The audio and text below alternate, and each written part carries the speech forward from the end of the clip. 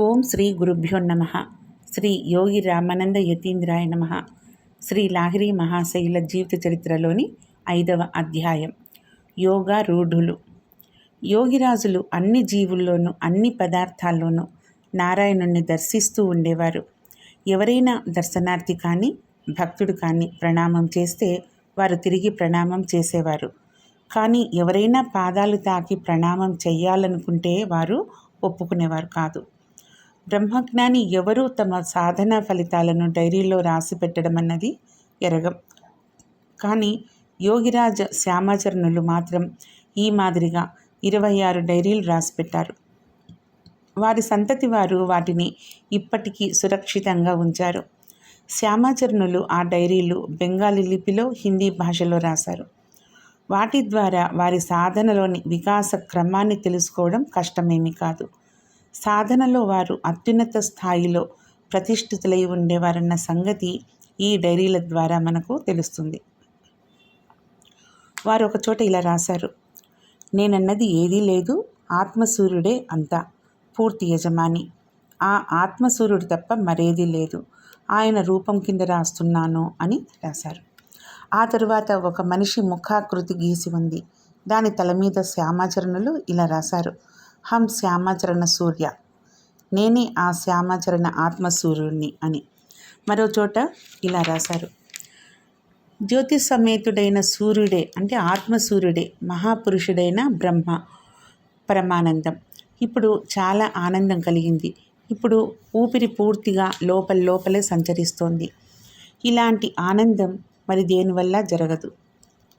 దీని పేరే చిదానందం. ఇదే బ్రహ్మం. ఇంతకాలం తర్వాత ఇప్పటికీ జన్మ సఫలమైంది. అంటే ఏంటంటే ప్రాణకర్మ చేస్తుండగా శ్వాస ప్రశ్వాసల గతి పూర్తిగా స్థిరమయ్యి సుషుమ్న వాహిని అయినప్పుడే ఈ అవస్థ ప్రాప్తమవుతుందన్నమాట. అందుచేత వారు ఈ అవస్థలో ప్రాప్తించే ఆనందం మరి దేనివల్ల ప్రాప్తించదని చెప్పారు. ఈ శాశ్వత ఆనంద స్థితిలోనే వారు ఇన్నాళ్ళకి మానవ జన్మ సఫలమైంది అని చెప్పారు. అంటే వారికి పూర్ణ బ్రహ్మజ్ఞానం ప్రాప్తమైందన్నమాట. పైగా మరోచోట ఏమంటారంటే, నా స్వరూపంలోనే ఉన్న నారాయణుణ్ణి చూశాను. మనుష్య రూపంలో మహాదేవ పార్వతీదేవుల రూపాలను దర్శించాను. మాతృప్రేమ భావనతో పార్వతీదేవి నన్ను ముద్దు పెట్టుకుంది. ఈ స్థితిలో వారు అద్వైత భావనలో ప్రతిష్ఠితులయ్యి తమను నారాయణుణ్ణి ఒకే రూపంలో చూస్తున్నారు.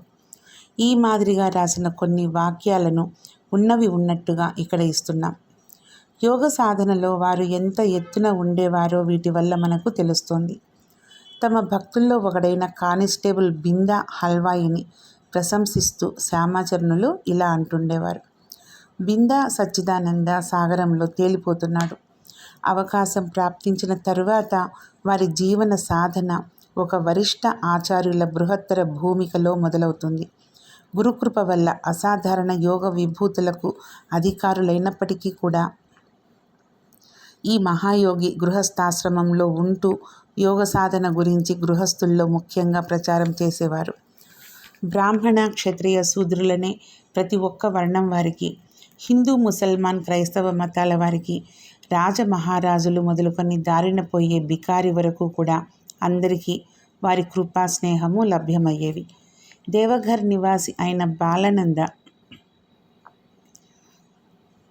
బాలనంద బ్రహ్మచారి, కాశీ నివాసి భాస్కరానంద సరస్వతి, నానక్ పంథీ, సాయిదాస్ బాబాతో అనేక మంది త్యాగులు, సన్యాసులు వారి సాన్నిధ్యంలో ఉండి ధన్యులయ్యారు.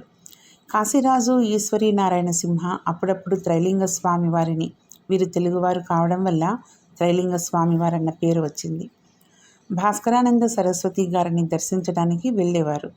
ఒకనాడు ఈయన భాస్కరానంద గారి సమక్షంలో గృహస్థ మహాయోగి అయిన లాహిరి మహాశైలను ఎంతో ప్రశంసిస్తూ మాట్లాడారు. దీనివల్ల ప్రభావితులైన భాస్కరానంద సరస్వతి గారు వారిని కలుసుకోవాలన్న కోరిక వ్యక్తం చేశారు. కానీ ఆయన సన్యాసి కావడం వల్ల గృహస్థు ఇంటికి వెళ్ళి కలుసుకోవడం ఉచితం అనిపించలేదు.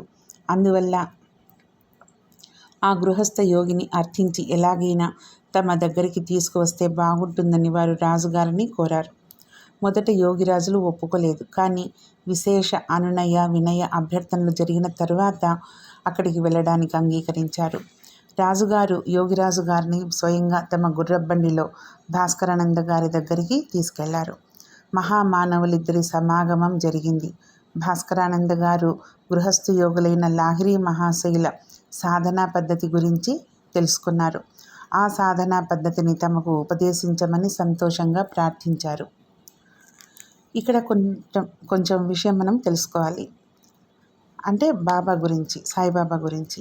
అహ్మదాబాద్ జిల్లాలోని షిరిడీలో ఉండే మహాయోగి సాయిబాబా క్రీస్తు శకము 1850లో పుట్టి ఉండొచ్చని తెలుస్తోంది.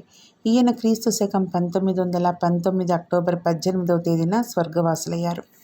ఈయన జీవిత చరిత్ర బట్టి ఈయన కబీర్ బంతి అని తెలుస్తోంది. ఈయన ఎప్పుడైనా కాశీ వెళ్ళారో లేదో తెలియదు, కానీ లాహిరి బాబా గారు తమ దైనందిన డైరీలో నానక్ పంతి సాయిదాస్ బాబాకు క్రియాయోగ దీక్ష ప్రదానం చేసినట్లు రాసుకున్నారు. షిరిడీ సాయిబాబా గారు తమ గురువుగారి పేరు ఎన్నడూ ఎవరికీ చెప్పేవారు కారని, భేన్ కుష్ అనే గుప్త నామంతో వారిని ప్రస్తావిస్తూ ఉండేవారని తెలియవస్తుంది. హిందూ, ముసల్మాన్, క్రైస్తవాది సర్వశ్రేణుల వారికి ఆయన ఆశ్రయము, ఆశీర్వాదం లభిస్తుండే. మత సంబంధమైన ఆలోచనలు, సాధనా పద్ధతి విషయాల్లోని అనేక అంశాల్లో ఇద్దరిలోనూ పోలిక కనిపిస్తుంది. షిరిడీ సాయిదాస్ బాబాయ్ నిజంగా కబీర్ బంధాన్ని నిశ్చితంగా చెప్పడానికి అవకాశం లేదు. మరో సంగతి ఏంటంటే, లాహిరి బాబా గారి జీవితంలో భారతవర్షంలో షిరిడీలో ఉన్న ఒకే ఒక సాయిదాస్ బాబా పేరు వినిపిస్తుంది. మరో సాయిబాబా ప్రసక్తే లేదు. షిరిడీ సాయిబాబా అసలు ఎక్కడి వారో కూడా తెలియదు. 1872లో అకస్మాత్తుగా షిరిడీ గ్రామానికి వచ్చి ఉండవచ్చు. కబీర్ పంతిగా ఈయన జీవితాన్ని గురించి మనకు లభిస్తున్న సమాచారం నిజమైనదేదని నిశ్చయంగా చెప్పడానికి లేదు. ఈ కారణం వల్ల షిరిడీ సాయిదాస్ బాబా గారే లాహిరి బాబా గారి దగ్గర క్రియాయోగ దీక్ష పొంది ఉండవచ్చునని, ఈయన కబీరు సాంప్రదాయం వారు కాక నానక్ సాంప్రదాయం వారు అయి ఉండవచ్చునని అనిపిస్తోంది. ఇక కాశీలో హోమియోపతి వైద్యుడిగా ప్రసిద్ధి చెందిన గోపాలచంద్ర వంద్యోపాధ్యాయ, ఆయన మిత్రులు కలిసి త్రైలింగ స్వామి వారి దర్శనానికి వెళ్తుండేవారు. డాక్టర్ వంద్యోపాధ్యాయ గారు యోగిరాజుల శిష్యులు. ఒకనాడు ఈ మిత్రులిద్దరూ త్రైలింగ స్వామి వారి దర్శనానికి రావలసిందిగా యోగిరాజులను అర్థించారు. యోగిరాజులు అంగీకారం తెలిపిన తరువాత డాక్టర్ వంద్యోపాధ్యాయ గారు త్రైలింగ స్వామి వారి సన్నిధికి తీసుకెళ్లారు. త్రైలింగ స్వామి వారు సాక్షాత్తు కాశీలో సజీవంగా సంచరించే విశ్వనాథులుగా పేరు పొందారు. అప్పట్లో వారు పంచగంగా ఘట్టంలో ఉన్న తమ ఆశ్రమంలో మౌనంగా ఉన్నారు. వారు కూర్చున్న చోటికి 4 పక్కల భక్తులు ఉన్నారు. డాక్టర్ వంద్యోపాధ్యాయ గారితో పాటు పంచ చొక్కా ధరించిన శ్యామాచరణులు వస్తుండడం చూసి స్వామివారే లేచి నిలబడి గబగబా ముందుకెళ్ళి ఆయన్ని గుండెకు హత్తుకున్నారు. మహామానవులిద్దరి ప్రత్యాభివాదాలు ముగిసిన తరువాత కొన్ని క్షణాలు మౌనంగా నిలబడి ఉన్నారు. ఈ మహాయోగులిద్దరి సమాగమాన్ని దర్శించిన డాక్టర్ వంద్యోపాధ్యాయ గారి కళ్ళలో ప్రేమతో నిండిన అశ్రువులు పెళ్ళుబికాయి. ఆ తర్వాత వారు తాము వెళ్ళవలసిన చోటికి వెళ్ళిపోయారు. స్వామీజీ దగ్గరున్న భక్తులు యోగిరాజులను ఎరగరు. స్వామీజీ ఎప్పుడూ ఎవరిని ఈ ప్రకారంగా ప్రేమపూర్వకంగా కలుసుకోవడము, ఆలింగనం చేసుకోవడం వాళ్ళు ఎన్నడూ చూడలేదు. యోగిరాజుల గురించి స్వామీజీని అడిగి తెలుసుకోవాలని వాళ్ళందరికీ ఉత్సుకత కలిగింది. అప్పుడు ఆ మౌనస్వామి వారు ఒక పలక మీద ఇలా రాసి చూపించారు: దేన్ని పొందడానికి సాధువులు, సన్యాసులు గోచిగుడ్డతో సహా అన్నీ త్యాగం చేయవలసి వస్తుందో దాన్ని ఈ మహాత్ముడు గృహస్థాశ్రమంలోనే ఉండి పొందాడు. స్వామీజీ సన్నిధిలో ఉన్న భక్తుల్లో ఒకరు కుతూహలంతో మర్నాడు యోగిరాజుల దర్శనం కోసం వచ్చారు. గోపాలబాబుతో చర్చించారు. మహాత్మ త్రైలింగ స్వామి వారు చూపించిన ఈ ఆదరం వల్ల భారతదేశంలోని గృహస్థ యోగుల్లో అత్యంత శ్రేష్ఠులైన శ్యామాచరణుల ఖ్యాతి ప్రజల్లో త్వరగానే వ్యాపించింది. శివక్షేత్రమైన కాశీధామ సీమలను దాటి భారతదేశంలోని ఒక మూల నుంచి మరొక మూలకు యోగిరాజుల అలౌకిక యోగ శక్తుల గురించి ప్రచార ప్రసారాలు సాగడం మొదలైంది.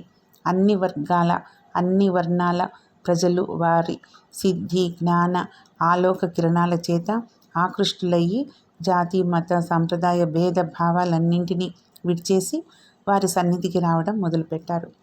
వారు కూడా పతిత పావనుడి మాదిరిగా ఔదార్యంతో తమ కృపను 2 చేతులా అందించడం మొదలుపెట్టారు. అందరూ గృహస్థ జీవనం గడుపుతూనే ఆధ్యాత్మికంగా ఉన్నతులు కావాలని వారు కోరేవారు. సన్యాసం తీసుకోవాలన్న కోరిక ఎవరైనా వెల్లడించినట్లయితే వారు అతన్ని మెల్లగా బుజ్జగించి గృహస్థ జీవితం గడపమని సలహా ఇస్తుండేవారు. సన్యాస జీవనం చాలా కఠినమైంది. ఏ కారణం చేతైనా గృహస్థు తప్పు చేసినట్లయితే అతన్ని క్షమించవచ్చు, కానీ అటువంటి స్థితిలో సన్యాసిని క్షమించడానికి వీల్లేదు. సన్యాసి వేషభాషల్లో ఆధ్యాత్మికత తాలూకు బాహ్య ప్రకాశమే ఉంటుంది, కానీ ఆత్మ ప్రకాశాన్ని, అంటే తనను తాను వెల్లడించుకోవడానికి ఇష్టపడని ప్రశాంతుడైన గృహస్థ సాధకుడి ఆడంబర రహిత సాధనలో బాహ్య ప్రకాశం ఉండదు అని చెప్పారాయన. అయినప్పటికీ వారి శిష్యుల్లో సంసార త్యాగులైన శిష్యులు కూడా అనేక మంది ఉండేవారు. హిందూ ధర్మంలోని అత్యంత గుహ్యమైన ఈ యోగ క్రియాదీక్ష వారు అన్ని జాతుల వారికి ఇచ్చేవారు. ఇందువల్లే వారికి విరుద్ధమైన ఆలోచనలు కూడా వచ్చేవి. వారు చిరునవ్వు నవ్వుతూ ఇలా అనేవారు: నేను బ్రాహ్మణుడిలో చండాలుణ్ణి చూస్తాను, చండాలునిలో బ్రాహ్మణ్ణి చూస్తాను. అదృష్టవశాత్తు నాకు మంచి మార్గం ఒకటి దొరికింది. నేను మనిషిలో మనిషిని చూసినప్పుడు, అతను ఏదైనా అడిగినప్పుడు అతనికి కొంచెం తెలియచెప్పడం నా కర్తవ్యం అని.